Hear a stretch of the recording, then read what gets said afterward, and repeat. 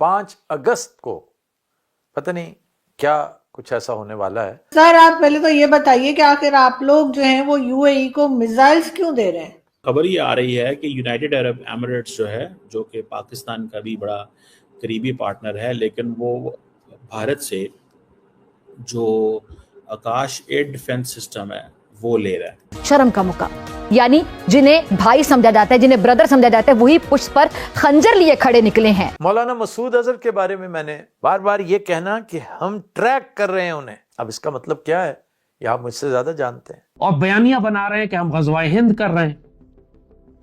मंजूर खिंजीर और जहन्नुम के कुत्तों दोनों के पीछे आपको भारतीय इंटेलिजेंस मिलती है। और इंडिया क्योंकि अब मार्केट कर सुनने में आ रहा है कोई $600 मिलियन की डील है। तो मेरी मर्जी, ये मेरी मर्जी है, ये मेरे देश की मर्जी है।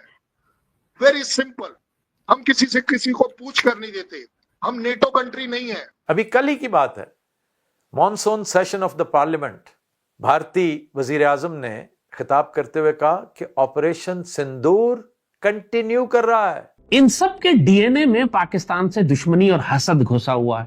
तो ये भी माना जाता है कि इजराइल के जो नंबर 1 दुश्मन है वो सिर्फ और सिर्फ ईरान नहीं है, सो कॉल्ड मुस्लिम ब्लॉक भी है। खैर, बात हो रही थी अमित शाह और नरेंद्र मोदी की रिटायरमेंट की। वो जाने से पहले को बहुत बड़ी स्टेटमेंट देना चाहता है। अकल के अंधों, समझने की कोशिश करो। दोस्तों, पाकिस्तानियों को सुनकर हंसी आती है।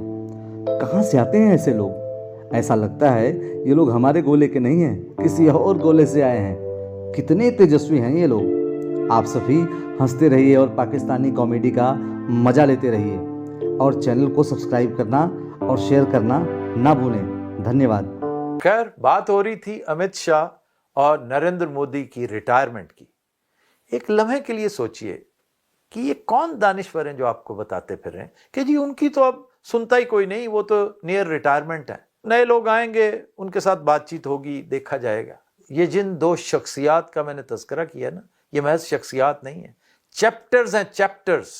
इनको तवील अरसा तक याद रखा जाएगा, कोट किया जाता रहेगा। ये वो लोग हैं जिन्होंने तारीख का धारा मोड़ने की भरपूर कोशिश की और आइंदा भी जाते जाते करेंगे।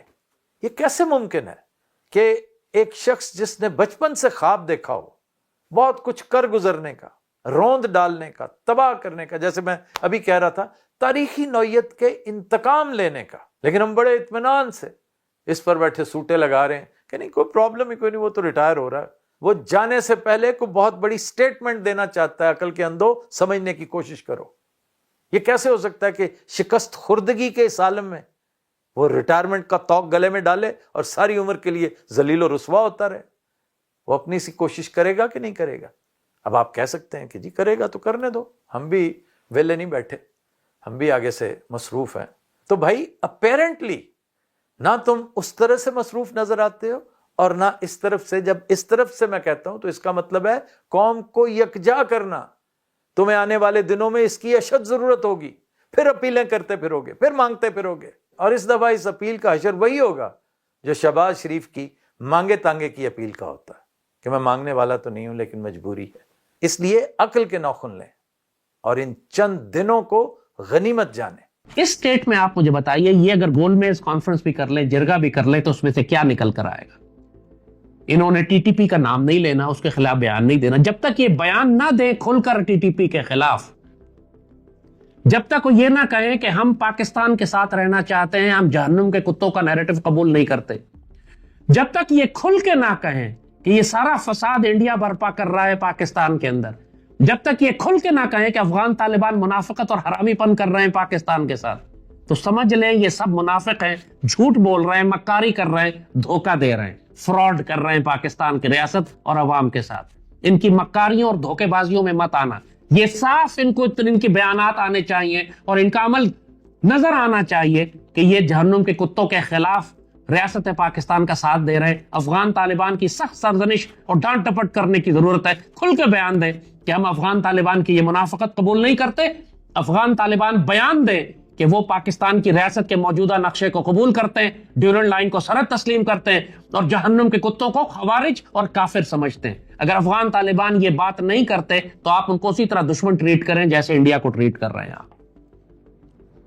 मुनाफिकत और मक्कारी और धोखेबाजी इसमें मत आ जाए उनकी लफाजी में, जो चक्कर मकर दे के आपको अल्फाज में उल्लू बना के भेज देते हैं कि हमसे एग्रीमेंट करते रहे तो हमारा ट्रेड होता रहे, तो हमारे जनाब पैसे देते रहे, हमारा ट्रांसिट ट्रेड भी चलेगा, हमारी रेलवे लाइन भी चलेगी, हमारे अंदर माइनिंग भी होगी, हमें सरमायाकारी भी आएगी, लेकिन हम पाकिस्तान तोड़ने के लिए जहन्नम के कुत्ते भेजते रहेंगे, क्योंकि जिन इलाकों में हम भेज रहे हैं वो पाकिस्तान तो है ही नहीं, वो तो वैसे ही अफगानिस्तान है, लिहाजा हम पाकिस्तान के खिलाफ तो जंग ही नहीं कर रहे, हम तो अपने इलाके आजाद करा रहे हैं। ये मुनाफिकत पाकिस्तान के नेगोशिएटर्स को समझ नहीं आती, और मोहसिन नकवी साहब को तो बिल्कुल भी नहीं आती। तो ये नसीहत वक्त पे करनी जरूरी थी आपको पाकिस्तान के पॉलिसी मेकर्स को, क्योंकि अब आप बिठा रहे हैं जिरगे, तो अच्छी तरह समझ लें। कबायली इलाकों के बड़ों को भी बुलाएं, उनसे पूछे कि एक दफा फैसला करोगे पाकिस्तान या जहन्नम के कुत्ते खवारिज। अगर तुम चाहते हो कि खवारिज, तो हम पाकिस्तान आर्मी वहां से निकाल लेते हैं, हमें कोई जरूरत नहीं अपने शहजादे मरवाने की, अगर तुम लोग जहन्नम के कुत्तों के साथ रहना चाहते हो तो।